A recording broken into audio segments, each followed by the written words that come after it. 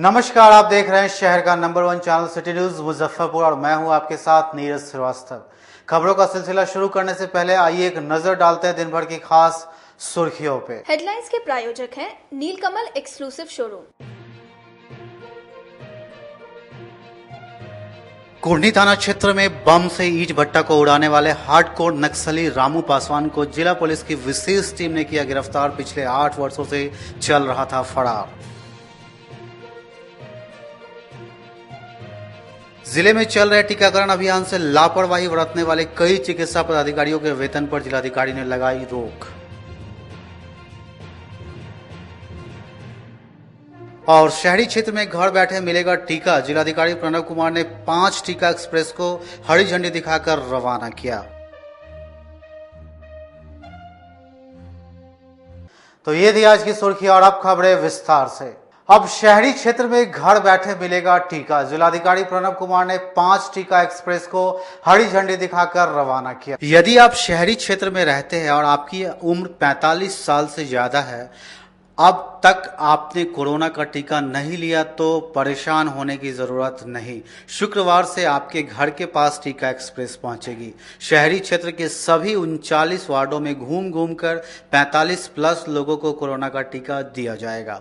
इसको लेकर जिलाधिकारी प्रणव कुमार ने 5 टीका एक्सप्रेस को हरी झंडी दिखाकर रवाना किया। वहीं इस दौरान जिलाधिकारी प्रणव कुमार ने बताया कि कोरोना की इस लड़ाई में एकमात्र उपाय है टीकाकरण, इसलिए आज टीका एक्सप्रेस को रवाना किया गया है।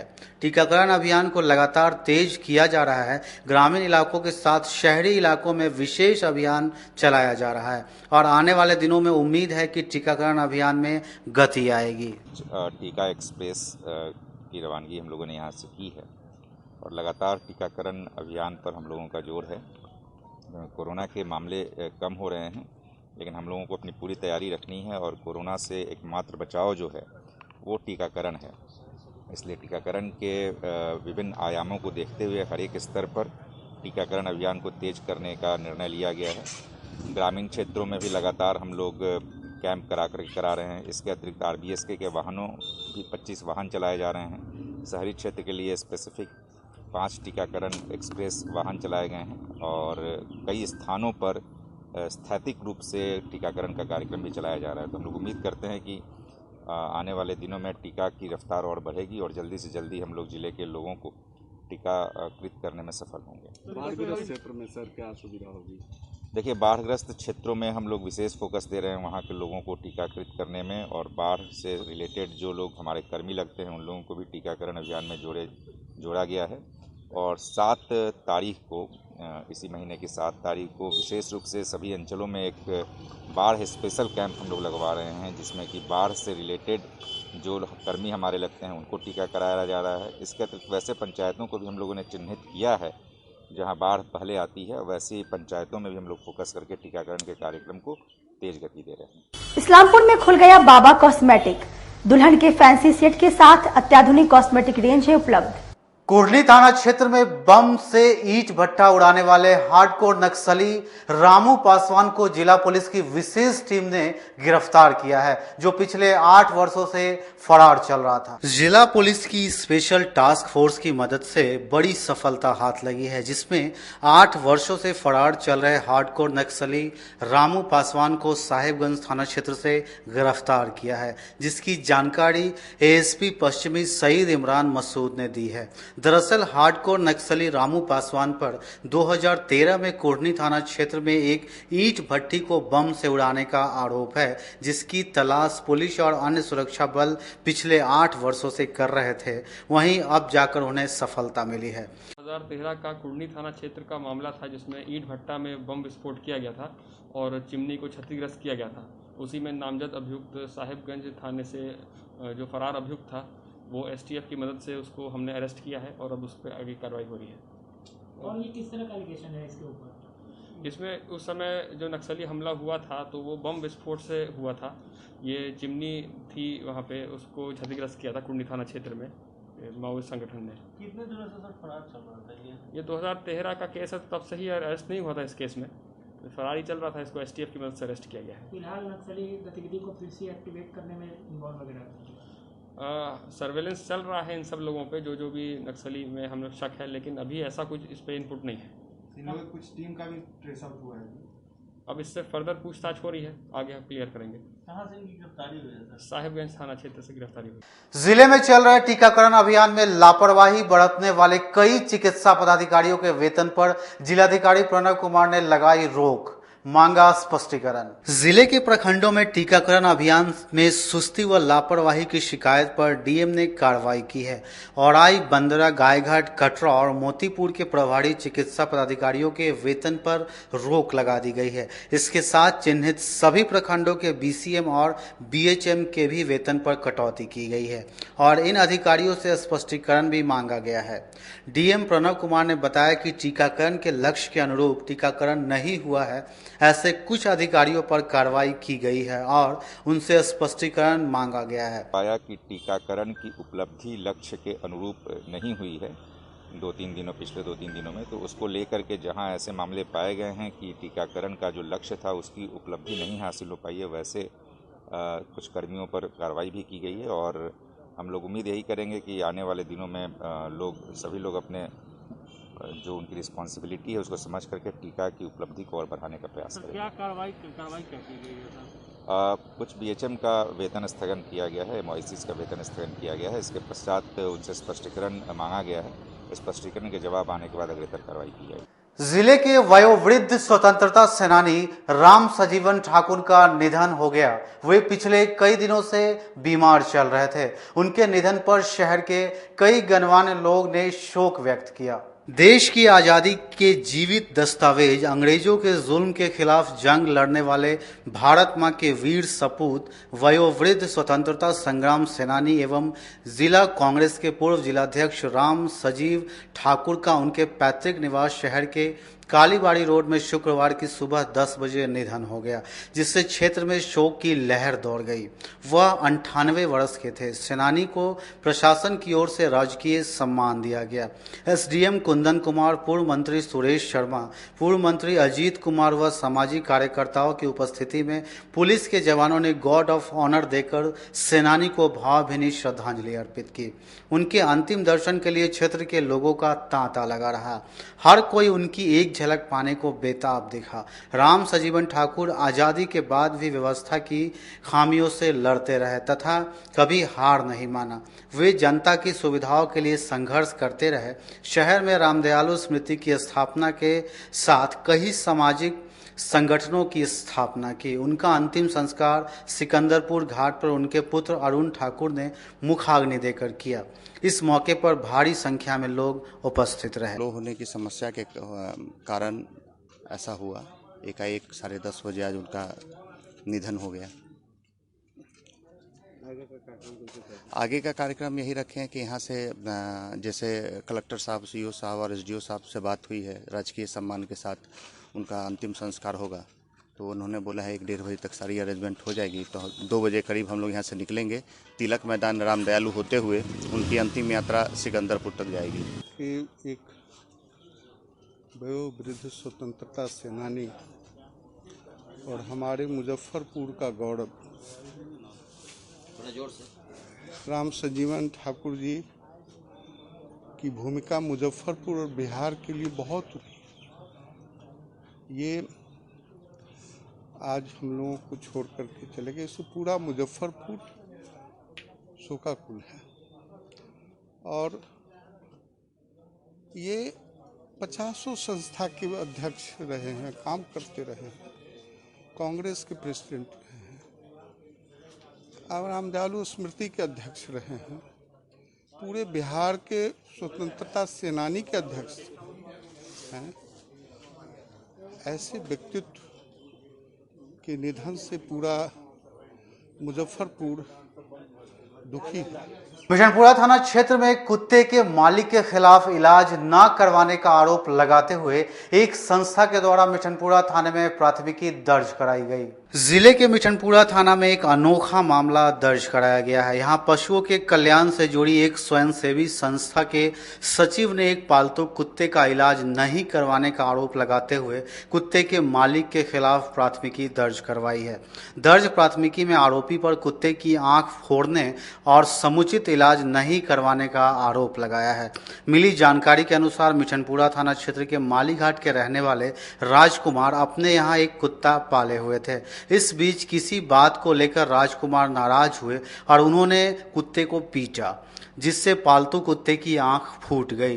कुत्ते के शरीर पर चोट लगी, जिससे पूरे शरीर में कीड़े पड़ गए, लेकिन मालिक राजकुमार ने कुत्ते का इलाज नहीं करवाया। एक कॉर्नर में बंधा हुआ था, मतलब आप डायरेक्टली उनको रोड पे से क्लियरली नहीं देख सकते किसके साथ हुआ क्या था। और उनके एरिया में उतना स्पेस ही नहीं है कि सही से बैठ भी पाए। स्कूटी के टायर के साथ बहुत फटा हुआ था, तो जितना वो दिखाई दिया कि मतलब उसका कंडीशन सही नहीं था उस टाइम में। वो इसका आँख उस टाइम विजिबल नहीं था, देख नहीं पाया हम। फिर सेकंड डे फिर मेरा पेट का नाम वाइफ है, फिर इसको लेके उधर ही गए थे देखने के लिए, तो ये हल्का हल्का सा बात कर रहा था।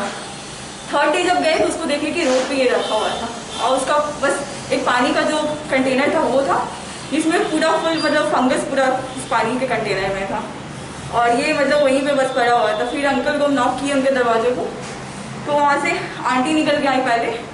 फिर उनसे पूछे कि क्या कैसे हाल हुआ है, तो बोले कि कोई मार दिया है इसको यहाँ। इस बीच कुत्ते के बारे में स्वयंसेवी संस्था को इसकी भनक लगी, तब वो अपने टीम के साथ मालीघाट के रहने वाले राजकुमार के यहाँ पहुंचे और कुत्ते को लेकर पूछताछ की और इलाज कराने को कहा। इस पर कुत्ते के मालिक ने उनसे अभद्र व्यवहार किया।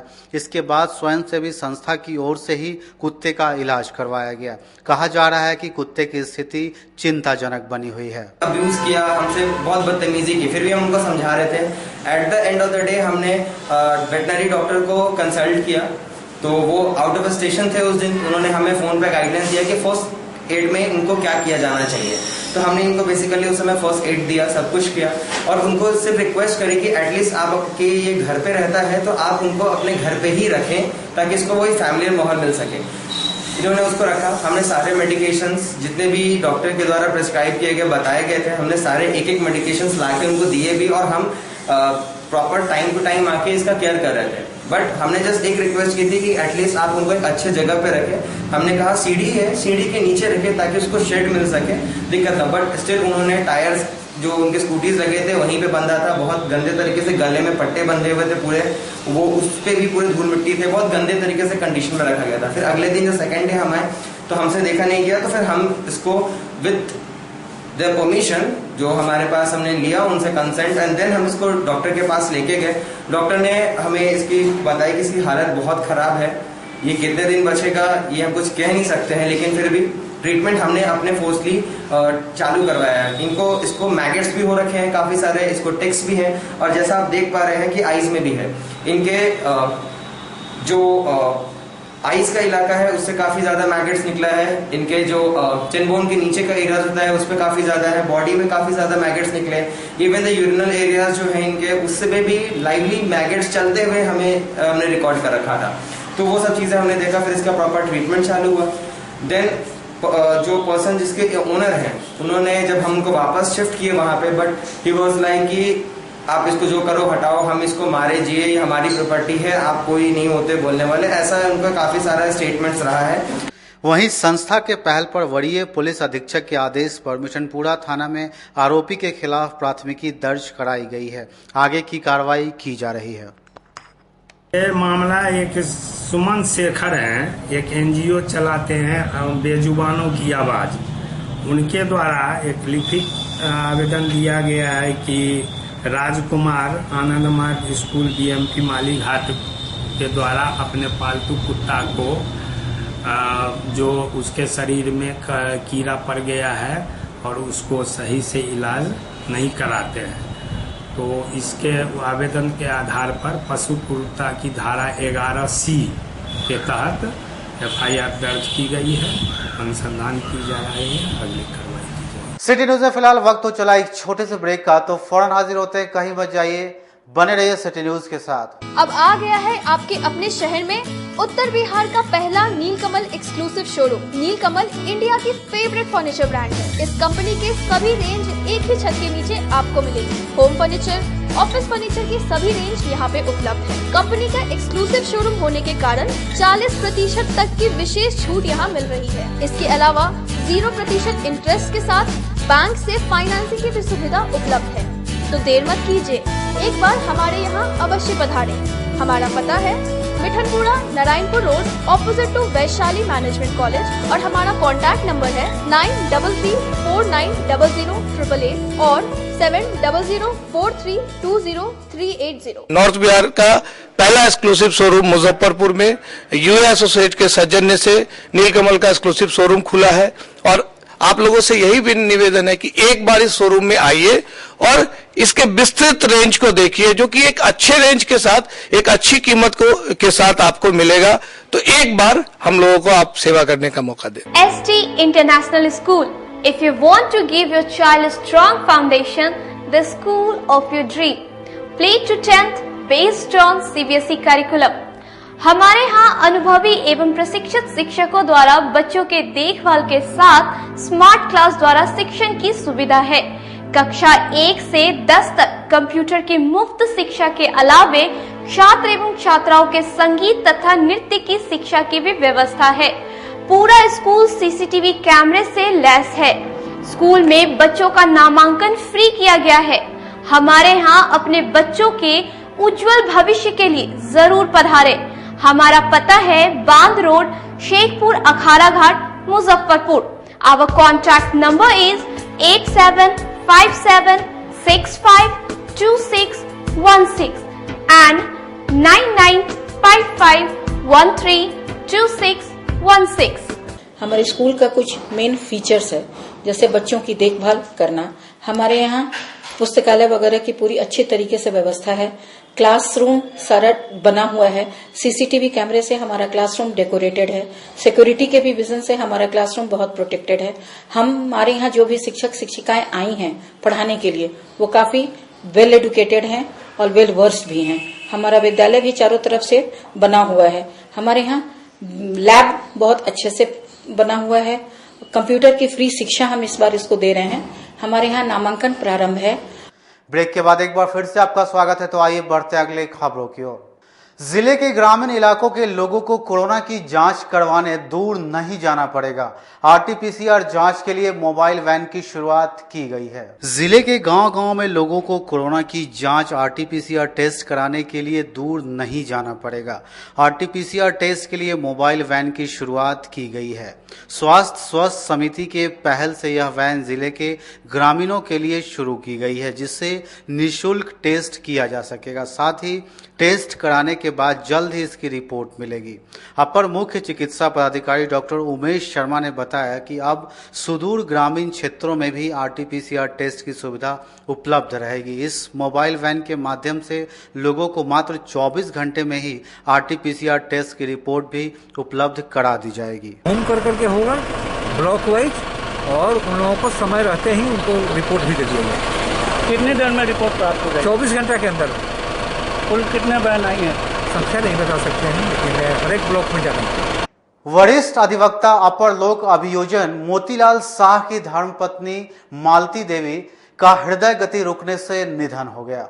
जिले के वरिष्ठ अधिवक्ता अपर लोक अभियोजक मोतीलाल शाह की धर्मपत्नी 70 वर्षीय मालती देवी की हृदय गति रुकने से पिछले दिन निधन हो जाने से पूरा परिवार शोकाकुल है। मोतीलाल शाह ने बताया कि उनकी पत्नी उनके सफल जीवन में मार्गदर्शक के रूप में हमेशा साथ देती थी। उनके विचारों से घर में सुख और समृद्धि बनी रहती थी। उनके चले जाने से पूरा घर सूना हो गया है। इनकी सूझबूझ और व्यवस्था को लेकर आज इस मकान में हम बैठे हैं, इन्हीं की देन प्रेरणा है। हमेशा कहते थे एको को पक्का के रूम बनाओ, हम ठाट कपड़ा में रहते थे। इन्हीं की प्रेरणा से ये मकान बना, इन्हीं की प्रेरणा से बाल बच्चा ही हुआ। घर को ये स्वर्ग बना के रखे, इन बाल बच्चे को अच्छा शिक्षा दीक्षा हमने दिया। इनकी प्रेरणा अविस्मरणीय है। मैं बुला नहीं सकता, परिवार का कोई व्यक्ति बुला सकता होगा।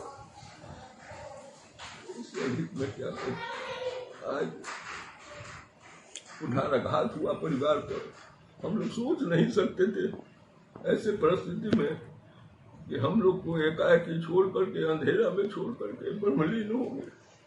लेकिन प्रभु की इच्छा सर्वोपरि है। मम इच्छा सर्वनाशी, दैव इच्छा प्रबल, राजकन्या राजघर, बालू पंडित बालू विवक्षता वाली स्थिति हमारे साथ हुई। सोच के परे ये कुठाराघात असह्य है पूरे परिवार के लिए। मैं क्या बताऊं इनकी योगदान। क्या कारण था मौत का इनका? क्या कारण रहा मौत का? मौत का कारण क्या रहा? हृदय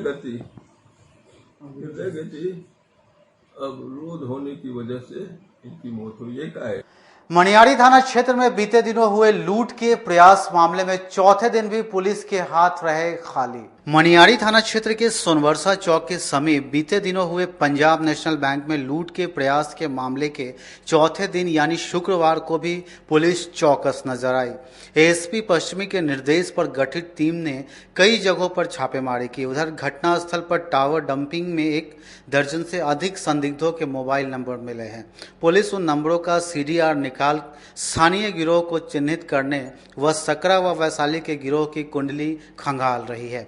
बताया यह भी जा रहा है कि कई संदिग्धों की पहचान भी हो चुकी है, जिसकी गिरफ्तारी के लिए ताबड़तोड़ छापेमारी की जा रही है। एएसपी पश्चिमी सैयद इमरान मसूद ने बताया कि लूट के प्रयास मामले में आसपास के कई जगह का CCTV खंगाला गया है, जिसमें कुछ अपराधियों को चिन्हित किया गया है, जिसकी गिरफ्तारी के लिए पुलिस टीम द्वारा छापेमारी की जा रही है। जल्द ही गिरफ्तार कर लिया जाएगा। में जो बैंक लूट का अटेम्प्ट हुआ था उसमें हम लोग अभी इन्वेस्टिगेट कर रहे हैं। हम लोग कई जगह के CCTV हम लोग उसको विश्लेषण कर रहे हैं CCTV का, और उसी के आधार पर हम लोग कुछ चेहरे भी उसमें दिखे हैं, उसका आइडेंटिफिकेशन में हम लोग लगे हुए हैं अभी। जिले में चल रहे कोरोना वैक्सीन टीकाकरण अभियान को तेज गति देने की मांग को लेकर कांग्रेस जिलाध्यक्ष ने जिलाधिकारी के माध्यम से राष्ट्रपति को पत्र भेजा। जिले में चल रहे कोरोना वैक्सीन टीकाकरण अभियान को तेज गति देने की मांग को लेकर शुक्रवार को कांग्रेस जिलाध्यक्ष अरविंद कुमार मुकुल ने जिलाधिकारी प्रणव कुमार के माध्यम से राष्ट्रपति को एक आवेदन भेजा है। कांग्रेस जिलाध्यक्ष अरविंद कुमार मुकुल ने बताया कि जिले में कोरोना वैक्सीन के टीकाकरण का अभियान बेहद सुस्त गति से चल रहा है, जिसके कारण कोरोना के तीसरे लहर में अत्यधिक क्षति होने की आशंका है। महामहिम राष्ट्रपति द्वारा जिलाधिकारी जी से मिलकर जिला कांग्रेस कमेटी की ओर से अखिल भारतीय कांग्रेस कमेटी के निर्देशानुसार जो वैक्सीन भारत सरकार की ओर से लगाई जा रही है, टीकाकरण किया जा रहा है, वो बहुत धीमे गति से और 2% हुआ। ऐसे स्थिति रही तो 3 साल में भी हम टीकाकरण नहीं कर पाएंगे। आज युवाओं का भी जो स्थिति है या हमारे डबल डोज वयस्क सब लोग त्राहिमाम कर, इसलिए जिला कांग्रेस कमेटी आज मांग की है कि 1 करोड़ प्रतिदिन वैक्सीनेशन टीकाकरण किया जाए ताकि हम तीसरी लहर से जीत सके। इसलिए कि यह सरकार फेलियर है। केंद्र सरकार कहती कुछ है, करती कुछ है। वैक्सीनेशन में यह निर्यात की है और हमारे जो जनता है वह मर तरफ के मरे। अगर वह चाहती तो विदेश से भी वह सबक सीख सकती थी कि विदेशों में क्या स्थिति रही, कितने लोग मारे गए।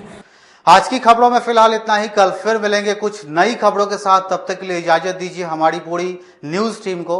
नमस्कार।